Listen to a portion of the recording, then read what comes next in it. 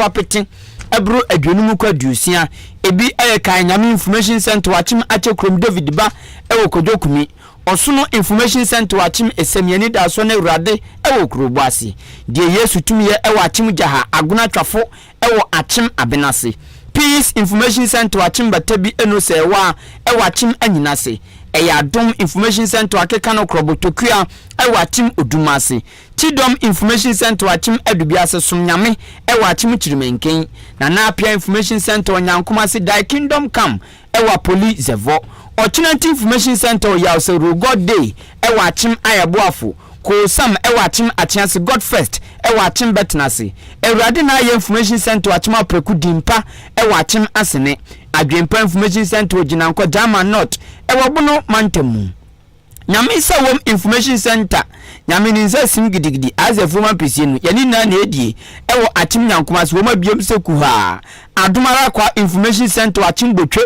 achim okumanin abowabo aka abonhwa eyekro ya wom so agye tumpreko pa kasei woma biom information ma womoto apeti me din adikwaku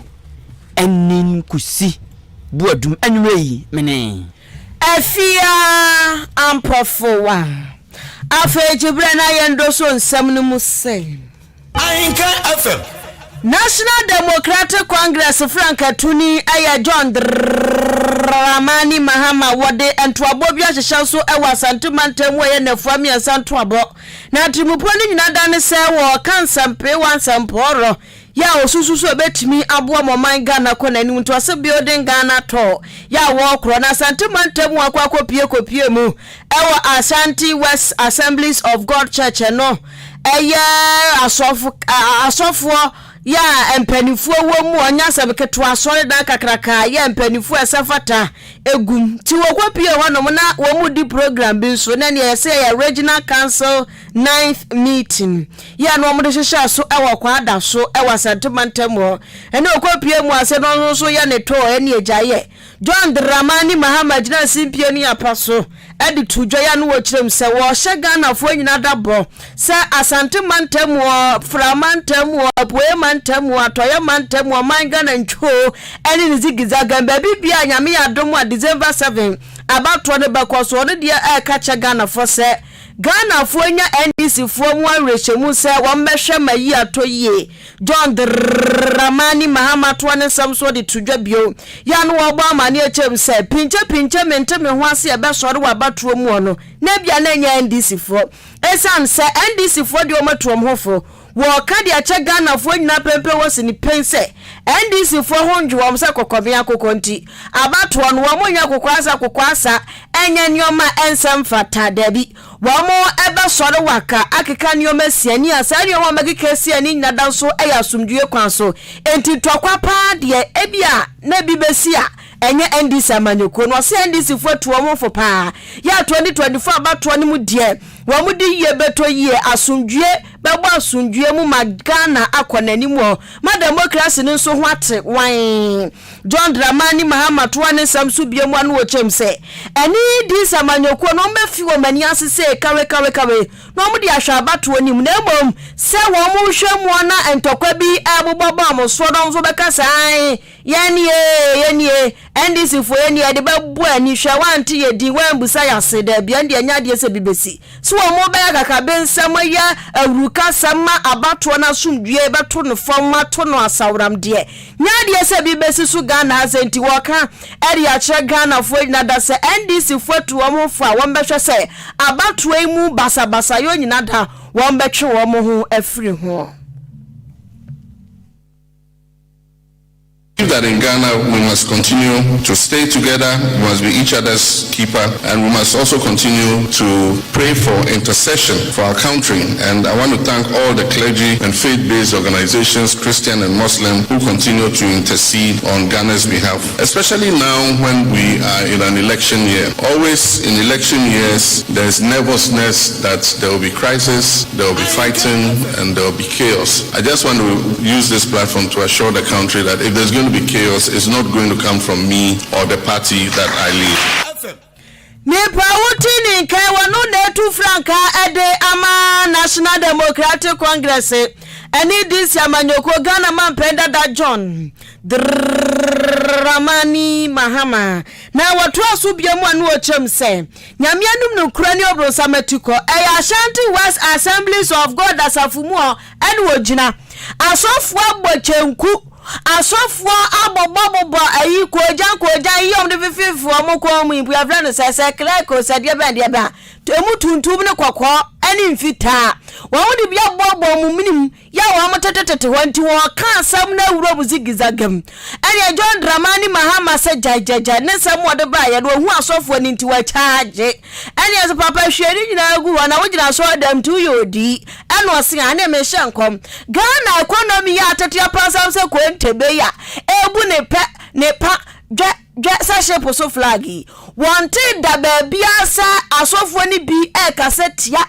kachira be yotisu se papa se sidi nyina yie don le no waso sidi mu atu bone tantan so nti munya hwehwe waso wanted se asofo bi aswa wo mo ho akwadubli house akwa du show boy se papa wo so ho na wo ba wo se yatisika so kwam de ntu be so na ba ya de wo di super guru afefa wo to atena kunwa so papa sori wase wonya hunu sa nioma we nyina danti wo ka edi akira asofo wo Ghana ha se wo mu so no mu ka bibi nchara na do dan kwa ku fada na do de wo ye no ama Ghana fo se wo de kwa na egbo kwa so na agigran kwanse nkwa enu nti wo se wo ka akira wo mu wo se asofo wo kuro mu ampagya wo mu ne no de ya mempehwe nyame na ode ma na nyame anu wadie ene nyankopon ne yenimu no na nyankopon de obeye bra no so a wose munya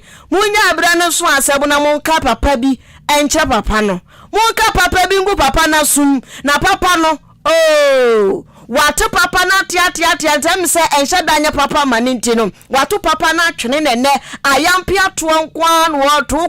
kaso mihia we kra wasio na mantu aba ma me candidate no mi so beyi mani enti wase empanifo wo kromu a wa mode bebu awobom minimu wo kromu am so mo ya sofo no omonkasa omutiri ho na sa tapijo eni ebeyi Ghana fo. We know that our country is not in the best of places and we're currently going through great adversity. I would say that adversity often is a challenge that is sent by God to test our faith. And so Ghana, that has been the black star of Africa, we've been the model of democracy, we've been the model of economic management. Everybody has been looking up to us. Today we are facing very serious challenges. But the short message I want to leave, and often I'm asked that as a Christian, why are you a politician? And the answer I give is that yes, more of us must be politicians and more of us must come into leadership because the church does not stand aloof from what happens in the real world. Nepa wotini kai ayabole bambo ade kron dia wotu franka ediama NDC amanyokoni John Dramani Mahama owura uko tolon abeton peso aso a oyemra sebedwani wo no mo ewo etifidu mantem northern region onimnyamfo Habib Idrisu owura Habib Idrisu dia tudwa se oyemra sebedwani ya to no so abapen na wakomra sebedwafie nso achekakra onimdia ko ene dia ba onimdia ko ding onimdia ba na dia opeso na ntum kabi kakra enam na dwuma oye ne die wo hu pen ene baabi ode ne nan atia penti the upper can nane se watete say am pempi titu ya baba to aba na Ghana from dem delegate for mam ko discount ko to aba fun mani pa bia ko dia discount ko to aba fun ma we go yesen ko to aba sei enu na mra shebjani onumnya for Habib Idris Ucha say onu ne de onjin di say abato se ya baba to a obi meska tumne sunsanso e abato mu oni sa gide ni kura se obi ameskanti ya gina so ato abama no ana obi dinkunum anaska bia okoko yima nkrofo bi nti wo magi bum akoto abama no amani pona dinkunum owura Habib Idris Chese sansam na omafo keka ene sa chimpo na ehye Ghana fo bitim no oni sa gide no enya no kura owura ne to ne nsam so na o kire say sika nko entumi nya saade no entumi mama nyoni bi enkopitumi abra ye to aba ne wadi nkunim e wa bato no enya de betumi asini sa na mom ono no de ofa mu pen ene de brekuta no anu so ya bato e wudwumadi ansa na oba ba emra so bidani nti de owu ye ene de wahu ene de osua ene de osua ene said so yamra so bidani ana oye nipa bia ne ya ba beto so aba o ya manyoni ne ya beto so aba ade ba ko so hia pa ye oni nipa nkutanwudie onipa bu on ma yamani dibra na beti efrase efifi na akwa sa hanga ya tantale oso na ayekutukutu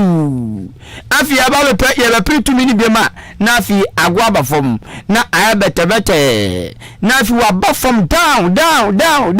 na oninipa ebesresre na oninipa ebenwiwi na oninipa na ofefenese on fenese kwa na ofene force na odi trenipa adente won sabato bre adu ento owura Habib Idrisu trese ono ogidi se nipa ana wo kandini no ana wo nipa na opritu no oni omanfo no kutawde titu ni MPs no oni omanfo no kutawde eno so eboa pa kasa eboa masabato bi koso na so bi bedi nkunim ana obi ndi nkunim a eno so onsunsanso e wo so pa na mom enyeska nko a ento no de ono no obem kabi esanse we no e ya de daga na fo bitim na oye encheche ama Ghana fo atiase wuni se saa botan ne saa asem na hyetim no enya no kreda sesika enkwa tunima obi enya sunsuanso papa efiri abato mu da bi ne mom nipa ene wu nipa na wo pritumi no onso oni amanfo no ensa wo so eno so eboa pa ode ne kasa ebe na wie ye no no se biem so ye kandini a ewo se wutrim po ene wususue ni na no abre no fato manfo nanim eno so boa pa ema onya sunsuanso papa ewa abato mu enti envo ni nkotu ska nkwan so o metwe ona bo nya djuma so don't worry mi seska go mi $100 go on mo na boss ka tuo o bodan sika tuo enti ampampa bonso adwodo no ho obekona MPB ne mpeso so onya hute na so abatodu na se eba be pretumi na so onya obi na oni ni sia kanya na afide opre na opre te so wo e da ba adenti ni kwanchi na opre gidig taza no owobosi akro koped be yempunduma aha ene bebere koso pa entozi sani mani na otra no mo aka se metwa ya beto ba na maye bibi na mawoso me ho te sempra ho from akoma mpranchen wo yesa nyame no nkrenye na so wo mpino wa bro papa na wa bro pa endondo ka wo mafo ati asese sa nyuma kitinkitu ani na ene kambom emma obi enye sunsuanso pa e wa batomu na emom enye sika nkwanti yani sa botan ne sa adwen no emfretim so bi tueska ya beto ama no ose no enye adwuma. I think this one is a very difficult one, especially when it comes to money and financing involving in parliamentary primaries or parliamentary election. Yes, it is very financially demanding, and especially how things are now unfolding in Ghana, which is a bit worrying that many people think that you have to pay your way throughout. But I strongly believe that even if you have the money, it is not just the case that you just have to come and pay or buy things just like you have entered into a shop to buy things. You need to build a relationship. You need to be able to sell your message out, and at the end of the day, then you try to be able to motivate them. And that motivation, it differs. Yes, there's no denying the fact that for recent times there have been a lot of money influencing a certain part of our election. Ahenkan FM. Onipa moti so kase ayem na shebedwani na yase aponchoni fi so ase beka cho se dan jima wu a yenji na tinyi oyamra shebedwani otolon abeto ampeso aso enu atifido mantemu onimnafo Habib Idrisu ukopiem ewo ahafo mantemu a eni PP chairman ayo owura kwabena owusu sekire wono so edensem bia tudwa se eni PP amanyokuo no nyame adoma wochena abatu ebekwaso no ya womu eyi akansifu akogina wo mrashebedwam akwapre kunwa ewo mrashebedwam wo amanyokuo ni dimu no wase abatu ampeso ne so no de enyenya asam ketwa enioma bekwaso pa na enioma bekwaso ne enhyehyeye tight pete pampe tactically tight measures en wodi gu akwamu na timi aboa ema enioma akonkan eno na mso mo owura kwabena owusu sekire ditudwa ya no wo chirem sese pampe ne bebe mu ana ye nkofo bienu bi abanu bi eno beka omuti apam honti ye kasai aposifu a wonom hwe to banje ban mabambo sam wie mu die no ene ahafomantam chuo ni nizigizagam won bewurawura ba bia hwese abato na ekoso no ebedadin afe omo ene electoral commission womo hwe abato so beka tum se ta akorafo omo ye omukwanyi won beka tum akeka nyomasi ani akosise asundue babobo kete na womo adedada so a matimi abo ama empuntuo enam asundue so atimi akoso ewo mpatam wo owura kwabena owusu sekire sanso toa ne samso biem ya no wochem sasani omde agu kwami nya sebe omho na adwo om na sebe ombibi na bone nti eno mama tratra hwa de ne omagugu akwam sa posifo ne isi nya kolabo no mo hwe masumdue nkoso da bi se won beto aba na wie na enkabom ne odobi akoya tena so awie mu de wo ani pipi amanyoko ni dim wonti eno mo de san hyehye we agu efom wo ne kurakura mu odi tudwa ya no wo kirem se wo sra papa bato anyame adoma o kira bekoso no obi anye na famu de ekwa Church of Christ e wanwum bi ayeto ye wa famu de ye mo afamu de ye wa fam dio onyame adwuma no so nti MPP fo monyama afamu de. The directive from the National Executive Committee strictly sitting MP's premise, Electoral Commission and the Ghana Police and supervise the election. Even all the regional executives, observe this. This election is controlled by the police and the Electoral Commission. What the member assembly will do, and this election is controlled by the Ghana Police. Police Nipa woteni nkan ahafomantam wa ani pipi chairman wono no owura kwabena owusu sekire na wodibi ka ho ya no wokirem se wasade kwakwabo kesia pa kwama mini panie mitanachi mini panie mini sa supporters capital S for no wamusu hwe ye papa sa onua na ewota na chie no wabeto aba ni wie anasa de oba abaye no woye wi akofie kopa oba bitna wase wasra supporters ne pa osuro wonje mfitem esa sempe bebre nipa na wogina de anya ahwio nipa na wogina no kra no ayato de so aba no wonko ka obi kutu nkoka obi bede nanso supporter no otai akire keke no wasumu munkom mumbawuram no wobogumbe wase ba wanza agikumo na babia paska yasentokwasi etwaso no de wokache supporters fo no moto aba ni bi delegate for so we supporter kwana kwoto aba utuwia ta fecho kofie na kopa obanku bidi ana fufu atele bi pedi na tra ba bi ni ambo aba ni nwie wasanso de tudwa biema no wochese afa wo mu amonso estani bie no so wamonso fam hu nhyam bi no amonhwa se yie beto yie nya se wa standi bi ntianya ya na apara bia tena amonkoto mra bo se bibi kwaso kra na unsu unim de ekọ enti omu nyina afo odo ne bia koye enko omu humbom se ne be ya wo chena bato no nikode mosli won beto awie.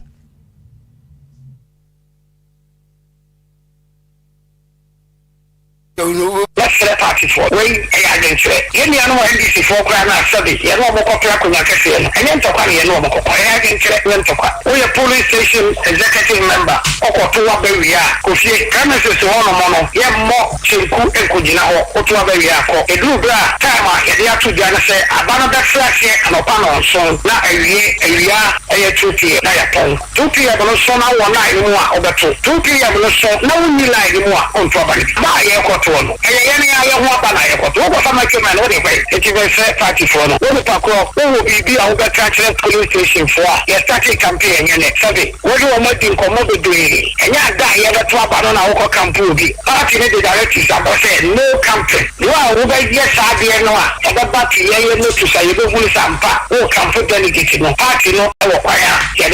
from the national party, this is a campaign, you have pet bassin. And don't see every police station here over party by and the transportation manama. Timu mama abrafo ni ntrafie o cha mo bia fa brani bia nko hoso okoto aba ana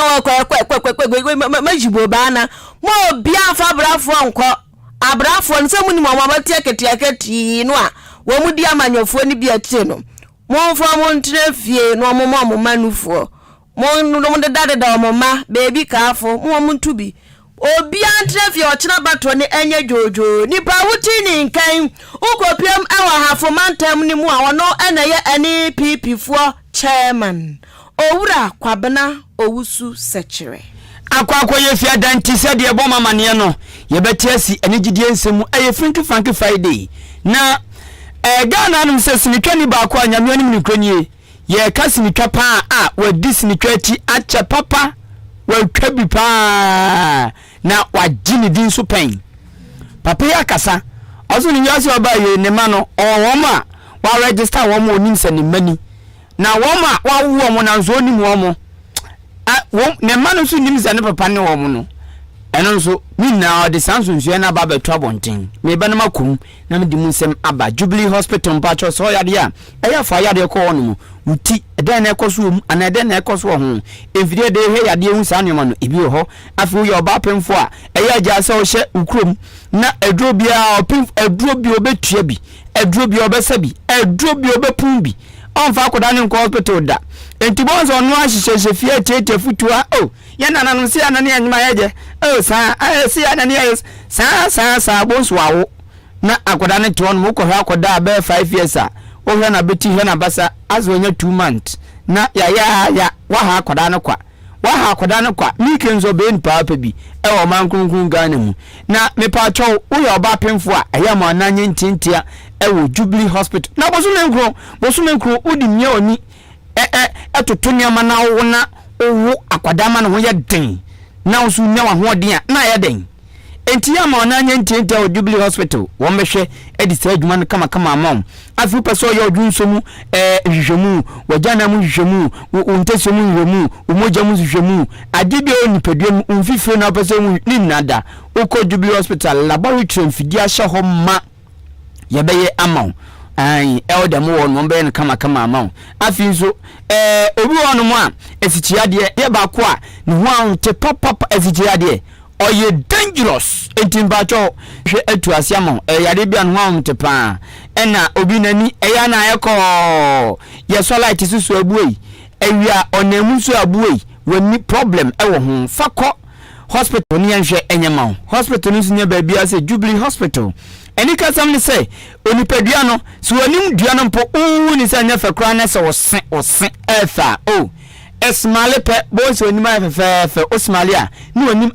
esmale pe bo so onim afefe osmale a ni onim afefe kan sa osin fita na enwo wonam no so yetuntum de semi de bi osira na afefe akona kono na nzo obi won ma ne se ofia emfe no ono ankasa krod ntakra makofa ho ase na de na abonto amesu hu a prosetam people cho osin se employ anane kala na sesa anase problem bia ekoso osin se ebi abontokro na peso sesa no ana ebi won ma how the person oye wosin bia no fako Jubilee Hospital udu ope oso pe dental unit na se hono mu na dentist no wo ye the professional dentist abba emfidie ni bread hwa nipa sen ema ni dimu ya kono no obeya mon na tie opesa osin fita ana pesa polish osin ana pesa otubi edi shem ana ba kubu won how amado mpontume utu na do ofresi nini na professional dentist obeye no kama amam Jubilee Hospital enti oha bia ya fako yare no mekan meja den fako Jubilee Hospital wo mehwe edi udwuma ma opesa oye surgery eno nso wo mo theater wono kama wo mehwe edi udwuma bibia standard hospital ewo no ebi Jubilee Hospital mepat ewo hospital ne premises ento bibia wo odane ni patem upadua to a utumi ko Jubilee pharmacy no akwakoto enika sam ne say hospital ana pharmacy bia pon anadwono wom de omompon wom ye adwuma 24/7 anopa wi anwumira anadwo 12 anadwo 3 anadwo 1 bibia ne time bia be ko no no oba koto Jubilee pharmacy fo na eduro bia openo so unsabeka ho no mo achimo dan abobo kwantempon so mantra nsamso ne champe na Jubilee Hospital ne pharmacy ewo for 0244 575799 0244 575799 and 0241 784 645 0241 784 645 only Jubilee Hospital in this house wo ya de no ebeko and ya na dwumakuo bi nso pasase anu nti wo 2 plots 3 plots 4 5 ekeka ko na wo kwan ho a mesre wa to adi fiti wada akwasi asane ekwan ho pe so wo sa plot bi a mi ka ho asemu a 2 plot 3 4 keka ko na so a mesre wa obi pa han dwumakuo bi pa han anu nti frɛ number ntempa sure na wo mo begem fama 0244 878763 0244878763 and after so be a single room self-contained and unti se wo bi a and also mesra wa single room self-contained their kitchen toilets bath porch where anymore nya single room self-container as a kitchen and ho name toilet and bath shim toilet and bath na wa bontin na kitchen no inside their kitchen toilet bath na shim kama ewa chema boabo baby bi ewo bia mesrew frenam beina onjema okufa show 054 595050 054 595050 na ne no entwetwe enkomo konko wie kase no ana yentinsi ene gidie nsemu na yemfa hono mu nsem so enwowai Ahenkan FM what wasum papa no for wadwen chefa 0533898915 0533898915 text message and a WhatsApp yebekin kan amount me tiasi sinitwam na obaga na anum se ya sinitwani ba ko wadi sinitwachi atapa okọ sigana ye ka wo metwa sene ne pe ko ba ko na ubom dia je se ope professional actors and actresses a obenya omo a Kumawood papa hon mo ana no so ehye pa George dia dodo na de nim no wo sinitwam eno no na owura pa George se ewiasi aye ba ye yankopon kura kase yan woni asen no December no ahia ento no owo a aboabo na kwa da ento owo shahama ampampa so ne botaye ogusu eye sami ken owura pa George nankasa atunanum ton aka ni pen se ne ma ewo wiase de ordinary bubu a ene namba ya adwonum 25 ko 30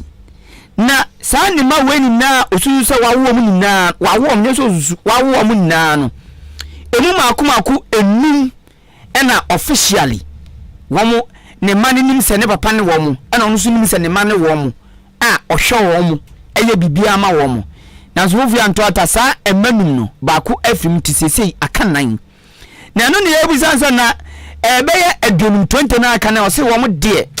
onim ba bi omo ne nam sanse dienta man ko ba san se o se kane no on se womo de na enye sinitwa ti se na ye concert party sabi jini akafa from womo jiji omanfo ni ya na ebi mu ni se sabi wom de jini no magimie na so mu nim se adwuma a womo ye no no enti ampempi o se se womo hu obi na no ye na kono na omoni nipa no ehia ana omoni ne twempena na se awo kopiema nipa na awo wi ana wafa afro no okowu na busua na obama ne oye da adwuma me concert party from pharmacy free anum sei na wapam no enti ekoba sanpe na ma ema no wo mutumi enya bre ene kwan enhwe wo ne omanyem no tibonse wo so ewugu saa a wo mutumi ema wo papa nten enti ana ama na akoba saa no na Owura George to an nsam so ena ochem se saa time no so die ntama no tumi wu bebre saa no ene se na oyetuntum kama osan krokro asa bongruwa no enti na ma no fili ni pa na wiase nso oso ntumi ntena funu wa abra obaka semi de minsu watena funu hu a bia anapa ko se nyosi eniso ba kokora ma awoto ohome na onyanko da on ma ohome o se anya ombo unzu na so onipa kron so de hwani ase de enti ochema ye ntumi ntena ga na anum sei ye ne ma na te ematwen wachia no pa wi anwumre sami wibi enti owibi pa na na saa time no so ye fe no Kojo Blackie tie bon mrani Kojo Blackie na ene jai oba ochepon kwa kwadam ane break atom no betimi atena ifun awunsu tata ma de obi ape efi me abe papa president so abesi abafra so obi ape ma no mom de na me wa homete e frem Kojo Blackie brigade tam no na de man ye ma na mema so ye mema te se concert party na yi kesi mo ne normal ne ade a no dane mema lady facilitators mema no dane ma ye de brigade de no ba no ye ba etini so me no le say ye de hadent na me no enanti nti ye de ye me mo de display Efrem Kojo Blackie na me ho ofe na be gara me no atini ade nyam no leda na o ya me no da patrol ni ijaye de me papa marriage sound 5 na ba ko na won se be come kwala ba ho be yasiria ele ke be 20 but won marriage sound papa no e 5 na ba ko te me won ma 4 na mpenifo no mu yadwuma no ulu obi ba kwa ko wo na se wo ko ye ho aja wo je atu se gari ho e me fe ana ma ko nyi se nti me kwa kan wade o ko ni e bisa se adwuma ba na oye o se concert no so fan kwasa simfiro adwuma fun let us first day na mpenifo no mu adwuma no Ahenkan FM ti kakum ya jinugogo nu owura pa George Ghana sinitwani ba ko a wagidi pa e wo sinitwam na motene no wan friends wo o se sinitwai adwuma bi a nyame anim ne kronie so ka se ska wo pa sa bra no mu sisu a no mu ji o mu di enjoy no so ka se ska wo pa na o twantro miska ni nanso na adwuma ni bie kwan ma no ma ni wura ba bia ni pa wura tumi wura tese na ema omanfo penasem omanfo dono nanso se obenya dwa teatu botom se be ma wonye sika de ena sika nche de nim enunti ama oni yana fo bu on nim ne kakra ya na wutwa asini twa ye odan wan wutwa asini twa oka wan wutwa asini twa da so fo trotro ena enkofo tutu ayampia saa ena oka che Ghana fo se wo ma tutu ayampia no oka ma obi ate se eviti na ekoi otisa wo to ayampia bisebisa nzenzem bisa ono obetwabo obeki bi atrew ezanza abra onantefom ebrete penten kwa epemwa obi amwa no na enei enipa bi won no de obekoso boma baso asuwo mu akanfo wo mu kosise bia owo ebeton safre no se nipa yi wo mu yemienu edikan Chief Executive Officer CEO Emma Despite Media Dr. Osei Kwame Despite Emma Fini General Manager Emma Despite Media Dr. Father Dixon Osini Pamienu wei ena nyamiadom woma akwa mu woma maneduane bibi opebia woma de mano besi nti sankrofo mienu wei die onyeja woma kura obekoso tontom woma saa na ebri bi obebo mu dinso obepeja ni edi ama woma ya wanya no baby sam say wanya dan wanya si atese si wanya dan wanya sikade no ma na adi nyira wanya ehu me say mete ha me namfom obi e no obo ani nti ne say no obi abo mi ana wo baba ka kire say si wanya say na ye da si funkura de won baby sam fa na o che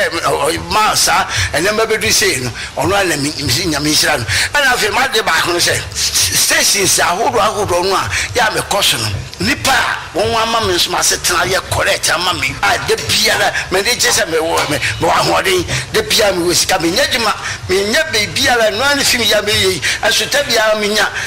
maintain no Kwame Despite na yi Father Dixon on a nay de bebo ndi de biara on de mesori amount de biara se me did you se me dey if wrong and I'm FM onipa amoti so akase oye Ghana sinitwani ba kwa baba kwasema waya de no agini dipa e wo sinitwam Kumawood actors yi okan bi pa George ya na ebinum so fe no Kojo Blackie ebusia ya toaso na enano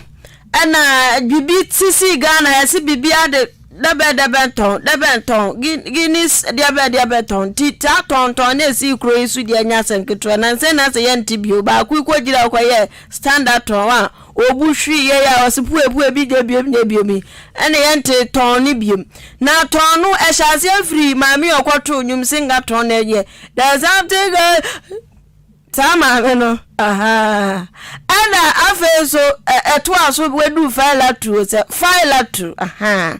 na ma me file to di obenu aduane o sha se 1st January no o de ko see 10th January onu aduane saa 10 days na say onu aduane ni wie na nsem trofo kobusa na sem se maame Ghana for support you o ne se no so ampa Ghana for support me pa na ya no fo yo mo se ne comment yi ebi se ne comment call TV station wa file to maame no aya interview no obi se ne message call so Shatawale kura eka so beba on so amo enti host na won file to ya interview no kobusa ne se obi na ebusa wa ha se Shatawale ntimi amba temalo na ne file to sa wadi Shatawale hu ya Stoneboy so sa na ko hwe nim so ko munyina beba na ko mo abeya na ye fe enyumtofo akase mienu obi ama ho na busua sansam kakere ko kan ye kofu twabo ne papa ewo ayi social media no so kofu so you ungrateful and ayi kwabna munyina beto nyom ayi president former president yire mame ayi Lodina omunyina baabi na atimika sa Shatawale ne Stoneboy amanti wadi omu ya omu bepa achadia na omu ba ye ne Ghana focus so Ghanaians they talk papa to social media no so do mu twabo sister ne pa no asanya kwanya foforo ko interview foforo na ye busa no se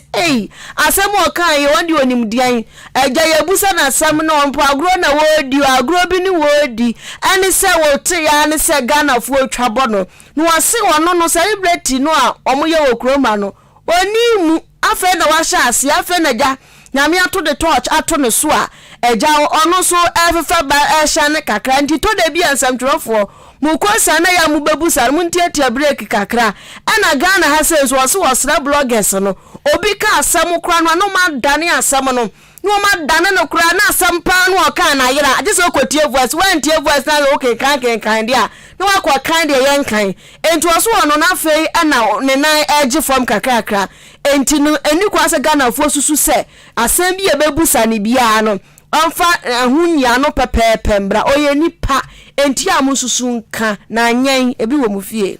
I've never lived that life before. I need to adjust.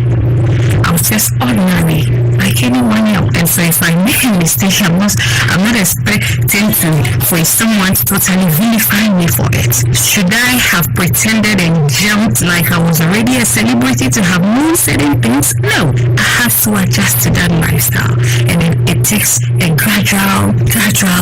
process. Now, the best of people who groom us are the people that speak positivity. They are those we listen to quickly. Unfortunately, we have a certain category of people. The moment you are in the limelight, they come up with all forms of negativity. They are quick to extract a little mistake of you, put on blogs, put on social media, and vilify you and forgot all about the 95% positivity and good things that you have done. But unfortunately for me, I'm not someone you can bully. Ahenkan FM. Top skanka nipa wotini kan to ya top seed pa waso ono de wafamu no ubuli no wa internet no so enka ni hu nka ne kabapo ela be ka ne bodese enti ono no ba otimi agya na so 10 days anu aduane na so bi kotwa na da pa wo social media aso wante hwe Ghana obi ya de pa mo kan kakra bi ohu asembo ne ba omo nkai papa de aye wo mo omo se betwa bo wa nkasa no ohu nyina bebo enti wose ya mo nsesa Ghana fo mo nsesa na obi ya bone kitwa bi amu nsusu na maka na mese anyen ebi obi fie ti ya hu baifo bi o obi fie asusu kana wo beko wabusuem kra na timse okra ye na wunim nipa wuti ni nka wo ya chef onu aduane papa na aduane so de mom kodi bi kire se so fo mo na apai se te chef fella to Abdul Razak yanko etifido mantemman na yasu ko obia ne potuma obia ne master uko region bia your masters wo uba national your masters wo uko obia ne kroma o ya ma obia telebu no dufia ena ono so ne master na uko northern region ntuni ba ko ono so master wa ye kanem tofo agidin a ye so mo soro te se de ayi ayesu mu na odi so agun chance da do de wa no so wa o ya sa de ni bi da no yes o yan san na eko ye so no soro ewo northern region fancy garden na fancy garden oye ntuni wo Ghana ha ya Ghana dodo na nim no northern region di obi anim no osi 2017 na oye concert party bi ayi concert bi ewo Tamale Sports Stadium 2017 na oye so kofre sakode so omna me performe na okoko fre sakode ba ye sakode ba je so be 120,000 Ghana cedis titiska 1.2 billion 2017 was new fancy garden say sakode bon price no hu say sa me nyo bia o oji 1.2 ana me ko me tumi dia yi sa me jefo papa o se wona no ka kire ni team ni management say fiti na ekoyi menso mention less than 100,000 Ghana cedis 1 billion less than 1 billion mi kodo bo show no bi bana so opemia na otua less than scale ya nyade ameko o se nyame ni kroni sakode mani hu ni standard e wonu ntomu sakode mani hu ni sampa ayin fuchinie emi didi achi. Yes, the first time Sakode came to Tamale, so it's Sakode. My management, we pay Sakode 120,000 Ghana cedis. From that day, and I realized my value. I didn't know my value. From that particular day, I knew my value. And from then, I said to myself and my team, brothers, whenever somebody needs us at the Tamale Sports Stadium, we will take less than 100,000 Ghana cedis. That has been my charges from that 2017. Onipa amoti so kasa ye fancy garden. Ojin zo rapo. Enzo kasa. Oya nyumtuni oko atividuma ntema yenson from kra o jinidi ankasa na o che say sakode emani hu ni standard e wonyumtum abusia ye kopie mu ha say ye nyumtuni ba ko no so oto gospel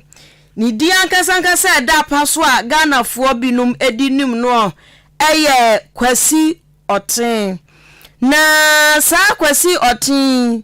ene anya asem ketwa ni di ankasa ede Hermon Cyrus kwasi inshira oten na papa asem ya mi ka wa nyumtuni a to nyompa na nyomba ko abia be hu God will they bless me oh he be God will they bless me oh sama papa no wasi wono na de asika ba anyumto mu anyumto ye ka gospel industry ni mu ono na de sika ebem osi ono na ye anyumtuni a wodi kan a okofa nyumtuni bi ma no 600 Ghana cedis osi na bi si dawa Ghana bakwasemu ene gospel fo bakwasemu se obi igbo show no wa fra nyumtuni atoso no wa ma no 600 cedis na bi si dawa no na de sa de ne bai etu ono de bai na fa de anyumtofo no sa 600 cedis ni ekwo ase jiwe lo fe ubebie mu no na 10 Ghana 20 Ghana no eho na bie nkofo nom se okay ene afa yesu ebesesa ye nante o ba be frame abebonwom a metu buonim kakra enti wo so wono na ma sika sam kra chese gospel ni mu no kofo ni bri se mumi afa gospel no so ni anya sika kakra na nya duku bonko a ene ayi tai akese nko a kotu akese enko a na ye hye edi ye kan se video clip enti wo so wono a na wo se dia aba se wo se ton ticket obi mehwe ye ton ticket wa ono na de bai gospel ni mu ono penny nyumtuni asabre no ibi God where they bless be anyanyom keto yanyum a ensem wom ti omo ye peruma kwaje center bi o se me di 15 cedis atoso mumra mehwe menem betie nyamenyom sabre no ono no di 15 o so pagya mu kwa 50 Ghana wana ma gospel fo ni so bia ni da ho se yetimi kobo show ton ticket hono mu fra seseke yanso yan starting nya binti ye kasi kasemu eba gospel mu ene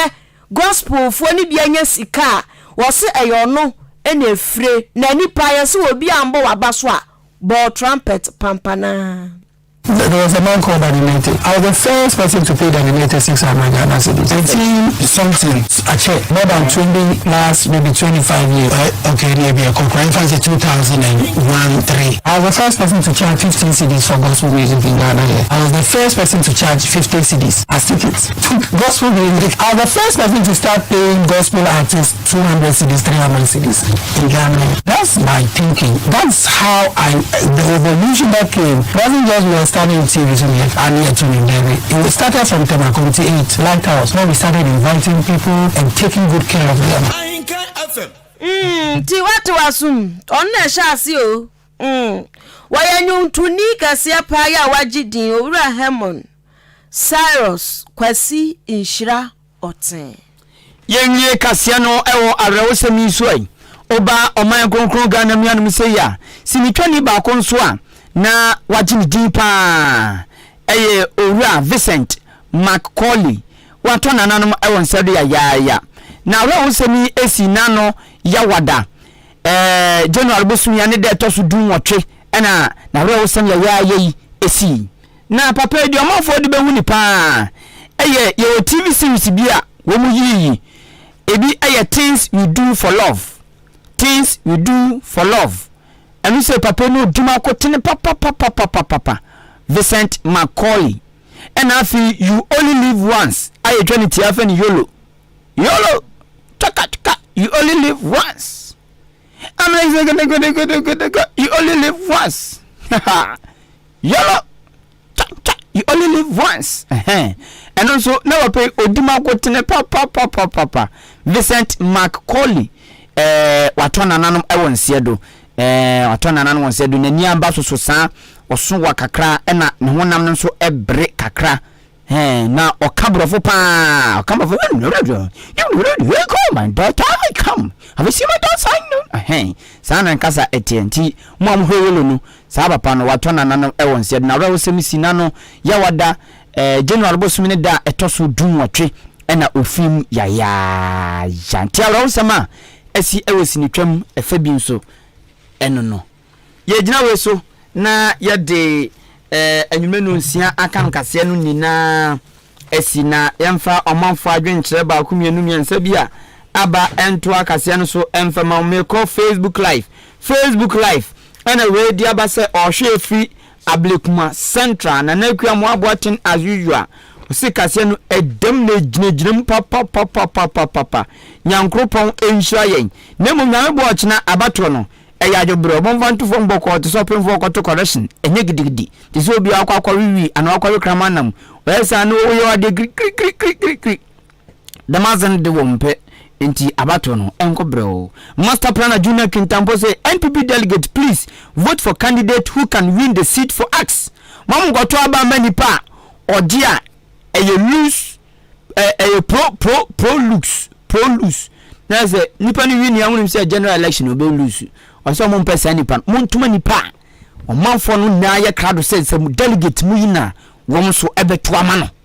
sa nipa no na master planner junior kintambo se mo nto aba no emma no ono na futo no Kojo Woods Foster no o say good evening champion gwakoni nkusibu adum oni afiampofo a o say you are doing superb job. Hey Foster ne brofangasi here Foster enye ye checha yan say that's wo ho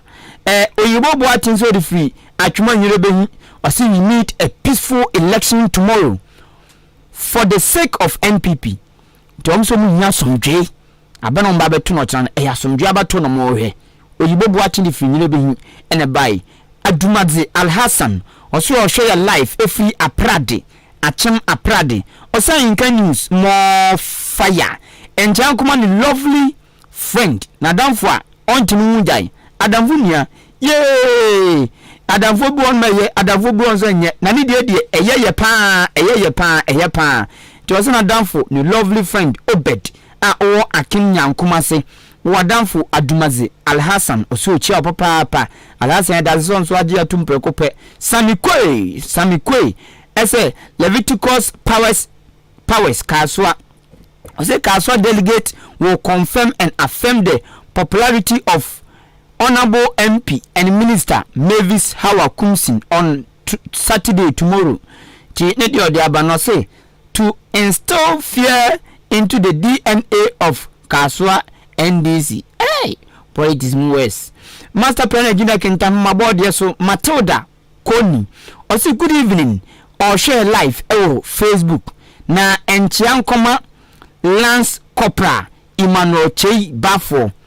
Lance Corporal Emmanuel Chei Bafo Matilda eso chia papa. Isaac Ousu say good evening Ahenkan FM ayiko or share free achim abo Nasco Fufu or say please delegate remember lawyer Dr. Dixon or say SB they do the and then go for bompa ma dia chepe go for bompa ma dia chepe baby adenike kakono wa mo ani anya din fo ase kotom se kunkuro yanko SMS mrai ma me fa SMS dia nto aso we say ni din ade Enoch or the fridge wani na wase Kasiebo ni di dem papa wo chira wo chia Raymond Tate wase Raymond Tate na wo chia no de wa Ahenkan FM ha say no so ye ni senior SHS yo odas